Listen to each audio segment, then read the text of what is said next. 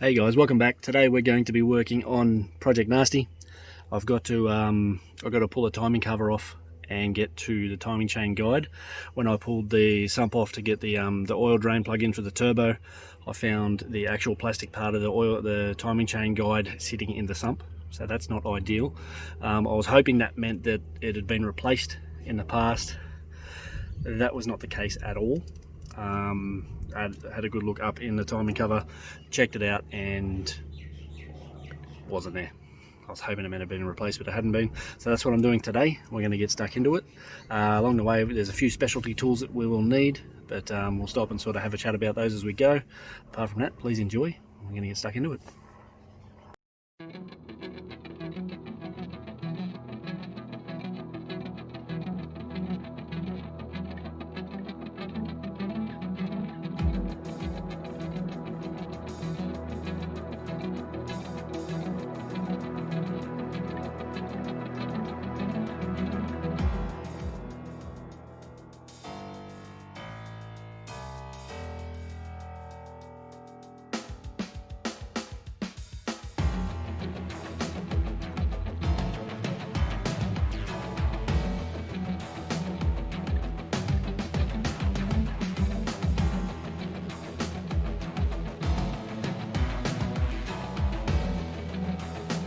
Alright, so as we've seen, I've had to pull off the whole front end essentially. I've had to get in, take off the fan, the clutch fan. Later that'll be replaced by an electric fan, give us a bit more room in here. But all of this has got to go. So the power steering pump has got to go, the tensioner arm, this little fella here, the water pump, that's got to come off. The harmonic balance has got to come off, so we've got a specialty toolkit for that. All the belts got to come off. That needs a good tightening anyway. Even with that tight, the belt for the alternator was still quite loose.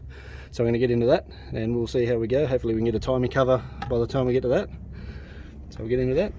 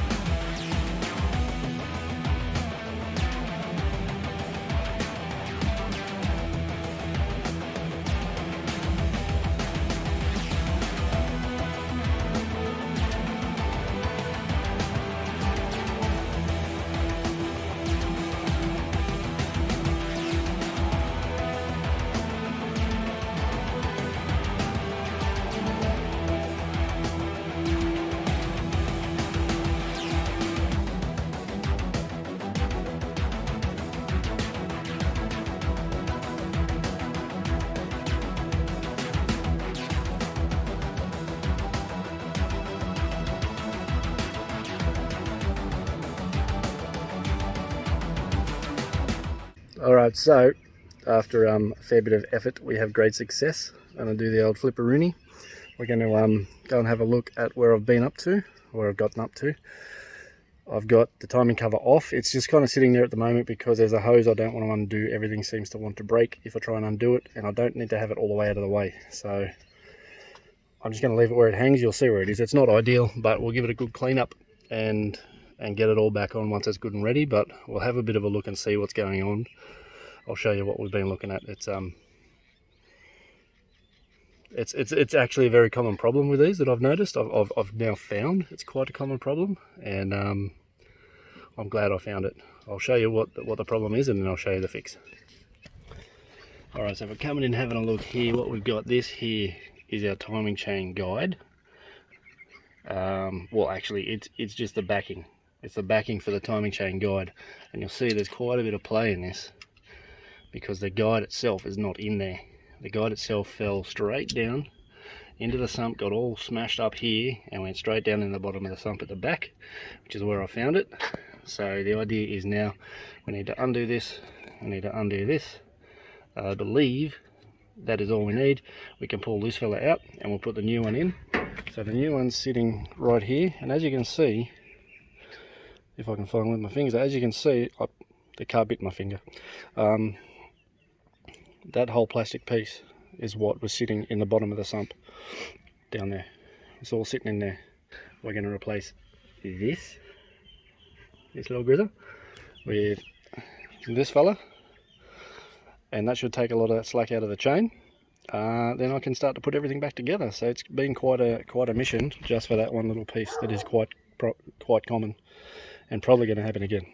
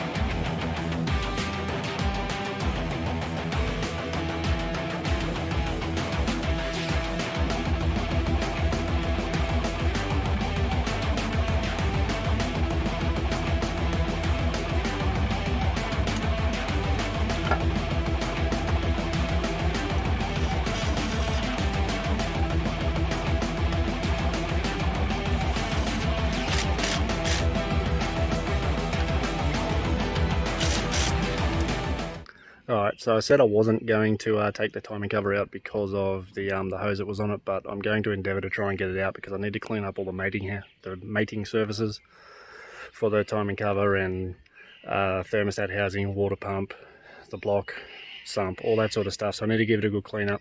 I need to try and get that done. I'm not going to videotape that. I'm starting to run out of time, so I've just got to get into it.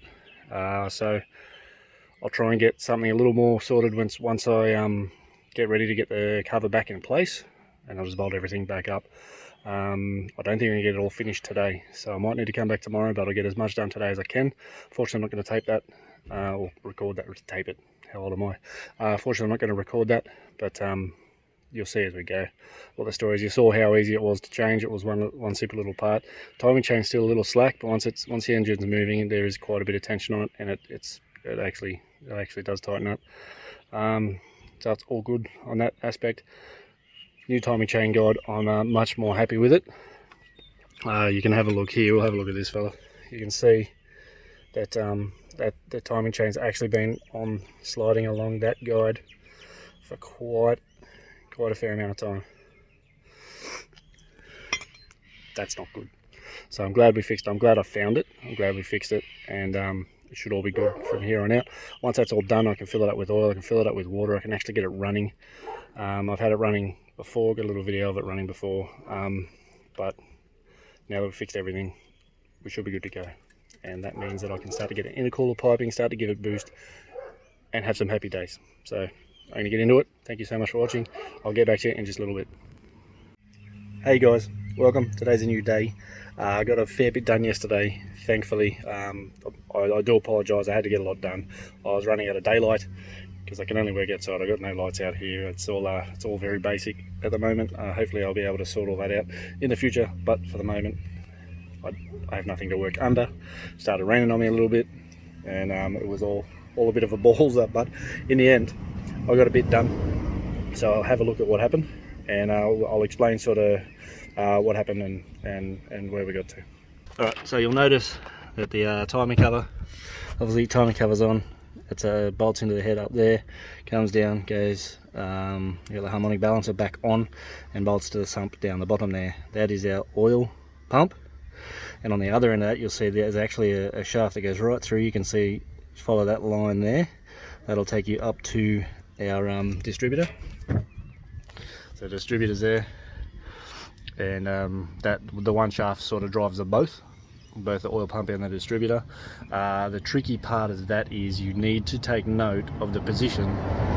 Wait for this car. You need to take note of the position that sits in. So before I started, I took a photo of the distributor and where it sat, and I noted that these little tabs lined up with this line here. So that was very handy, and I got kind of lucky. But I would have turned the crank by hand to line it up somewhere nice and easy. Otherwise I could have marked it with like a white paint pen or something, just to note where it's sat.